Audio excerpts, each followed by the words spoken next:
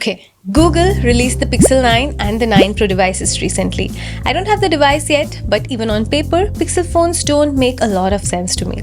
If you're considering getting one, I have a few reasons why you might want to think twice before buying. At least know these reasons before, so you're making an informed decision. Okay, let me set the stage first. Google released 4 phones. The Pixel 9 starting at $799, the Pixel 9 Pro starting at $999, Pixel 9 Pro XL starting at $1099, and finally the Pixel 9 Pro Fold starting at $1799. I'm going to focus only on the Pixel 9, 9 Pro and the 9 Pro XL in this video. What's the difference between these phones and what are you getting for $800, $1,000 or $1,200? This is important to understand why I'm asking you to think twice. So bear with me for a minute. For $800 on the Pixel 9, you are getting a new Tensor G4 processor, a 6.3-inch 422 pixels per inch, 2700 nits display, a 50 megapixel main camera, a 48 megapixel ultra wide, a 10 megapixel front camera, ultrasonic fingerprint reader, an iPhone-like premium design, and a whole lot of AI features like Gemini Advanced, Gemini Live, Pixel Studio, photo and video editing with AI. For $200 more on the Pixel 9 Pro, you are getting the same processor, similar design, a brighter, smoother, sharper display, a third-party 48 megapixel telephoto camera, a 42 megapixel front camera, and more RAM.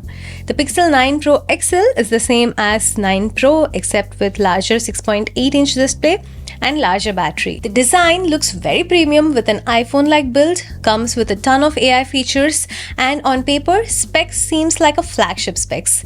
Then what is my reservation about the Pixel 9 series? First, know this. The Pixel 7 launched at $599 with Tensor G2 chip.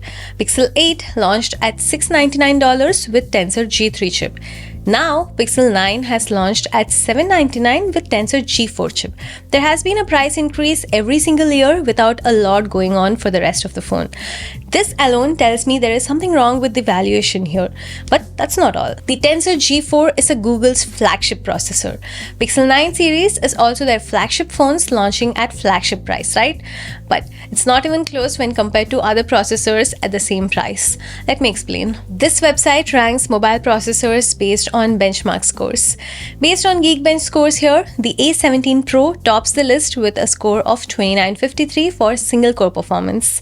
It costs $999 as well. The Snapdragon 8 Gen 3 found in S24 phones released one whole year before, also costing the same as Pixel 9, gets a score of 2193 on single core performance. Even the Snapdragon 8 Gen 2 released 2 years ago scores 1991 and 5300 for single and multi-core performance. Now the Tensor G4 released a few days ago is way below in Antutu and Geekbench scores at 2000 and 4800.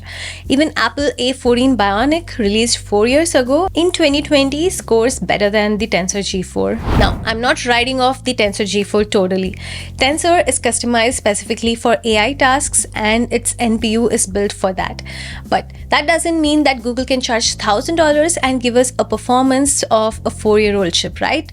If you're running an intensive app which is not taking advantage of the NPU for AI tasks, it's gonna struggle a lot. Everyday tasks should still be okay, but that's the case with a $200 Android phone as well.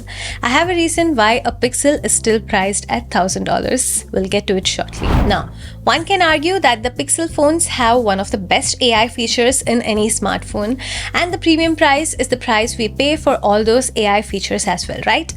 Magic Editor will edit your photos with AI, add or remove objects. Video Boost will send your video to Google Cloud to enhance it more. Super Res Zoom will enhance blurry images. Gemini Live will talk to you like a personal ChatGPT. All this is included in the price. Well, I agree to this to a certain extent. But just know that all of these are software services and Google is a software company. Their Pixel phones are just a getaway for Google to make customers use their software services even more, where they make more money. Eventually, sooner or later, all these software services are going to be available on all Android phones. Samsung phones already got most of these AI photo editing features and Circle to Search last year. Same way, the Gemini Advanced and Gemini Live will also come to other Android phones soon. In fact, Google in their own demo was using a Samsung S24 Ultra from last year to showcase their AI features. While Google is charging $800 for Tensor G4 and Google AI features, Samsung is charging the same $800 with a real flagship processor plus the same Google AI features, maybe with a slight delay. One interesting info, Gemini Advanced is free for Pixel 9 phones only for a year. Google will start charging you $20 after a year then. In fact, you can get an S23 which has very similar specs to 9 Pro for less than $700.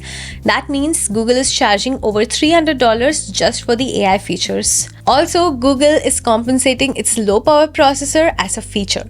For example, Pixel phones are not powerful enough to process the 4K videos on the device. So Google sends it to Google servers, process them and sends it back again to the phone. Calls it Video Boost. iPhones and S24s do a great job of processing the video on device itself without sending gigabytes of data to the cloud. Gemini Advanced and Gemini Live are AI features which you can get by paying $20 a month yourself.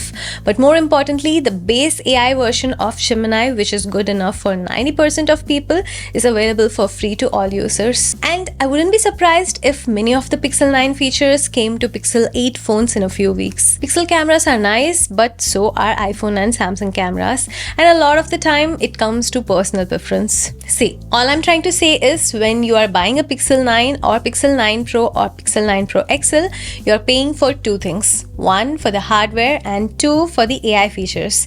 The hardware is just okay with the Tensor G4, and the AI features will be available as a service to you even if you don't have the Pixel phone.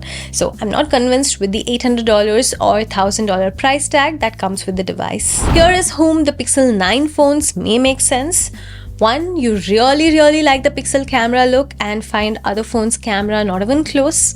Second, you were gonna pay for Gemini Advanced or a Google One plan anyway at $20 a month. Third, you really will be an extensive user like other minor AI features like Add Me or Screenshots apps or Magic Editor or Video Boost. Also know that the Samsung S25 series will be released with Snapdragon 8 Gen 4, which is supposed to be the A17 Pro chip in performance, will release in Jan for the same $800. It will also have a lot of AI features coming to it. So another option is to wait until Jan or even wait until Christmas week, where Pixel phones usually get a bigger discount. I know this whole video has been like a rant, but I do like the Google Pixel phones, especially this year. The build is really like a flagship phone.